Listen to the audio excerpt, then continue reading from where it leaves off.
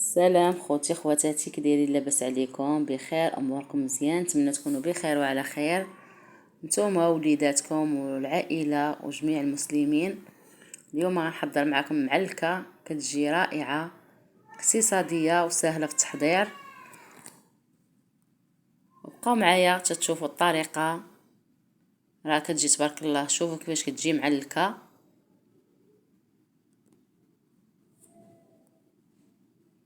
وبمقادير بساط.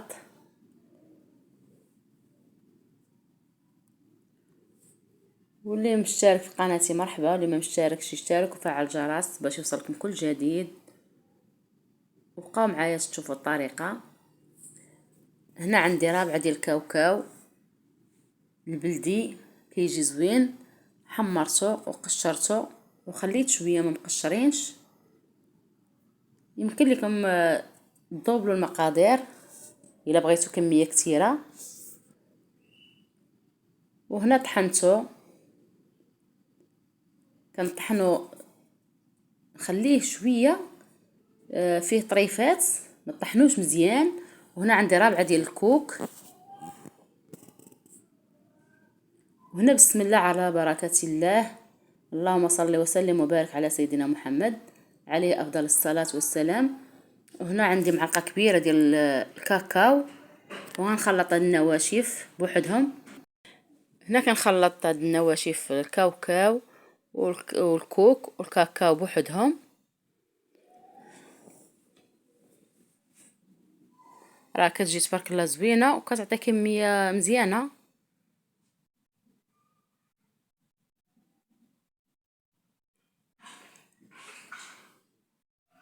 وهنا راني زدت، كنت درت رابعه ولكن ما كملتهاش.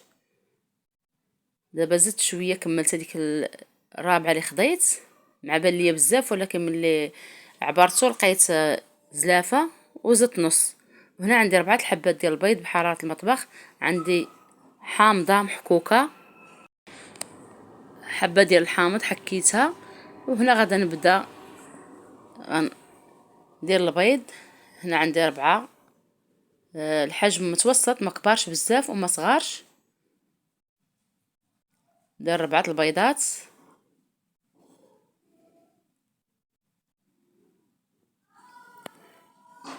وهنا غنطربهم.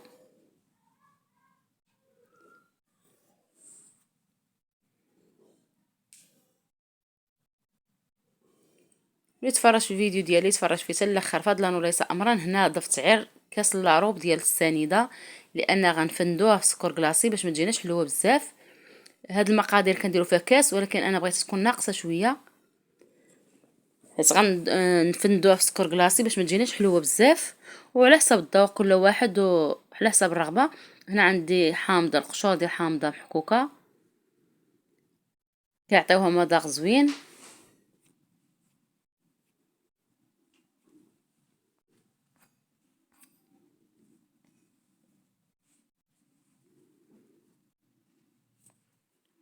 هنا عندي معلقه كبيره ديال الكونفيتير ديال المشماش.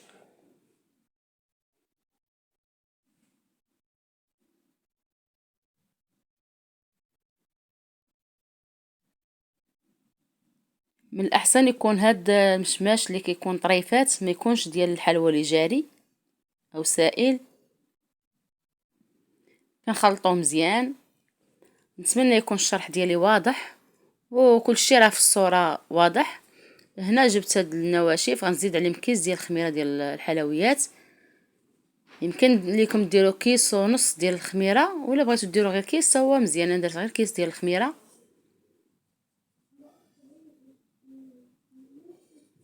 وهنا غنضيف هاد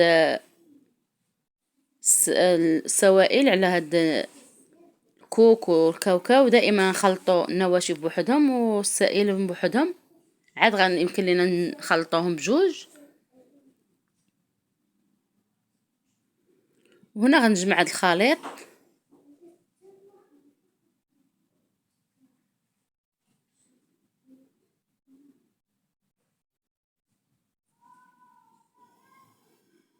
هنا غنخلطها بايديا بلا زيت. ما كنديرش فيها الزيت، راه كتجي تبارك الله زوينه. هنا يمكن لينا ضروري غنمعكوها باش كيتجمع لينا الكوك مزيان مع الكاوكاو. وغنخليها شويه على هاد الطريقه، نجمعوها بايدينا بحال هكا.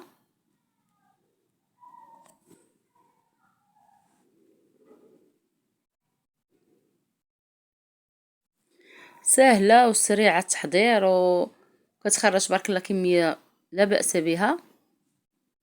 وهنا غادي نغطيها وغنخليها شويه كتنشف. هنا جبت سوبيره درت فيها سكر كلاصي، وهنا عندي شويه الماء زهر. هنا كندير غير يديا كندهنهم نكور الحلوى.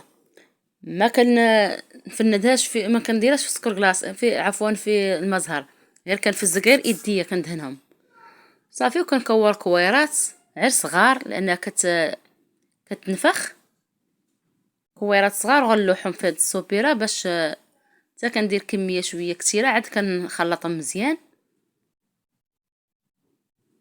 ديروا كويرات غير صغار قد المشماشه الصغيره، لان الا درتهم شويه كبار راه كتزيد تنفخ بزاف غتجي كبيره. هنا ضروري كندهنوا ايدينا بهذا المزهر، عاد كنكوروا باش ما تلصقش لينا في ايدينا لانها كتلصق. وهنا بعد ما ضفت هاد الكميه كنخلطهم غير بحال هكا كلهم مره واحده. ودابا غنهزها وغنديرها في الطاوه اللي غندخل الفران.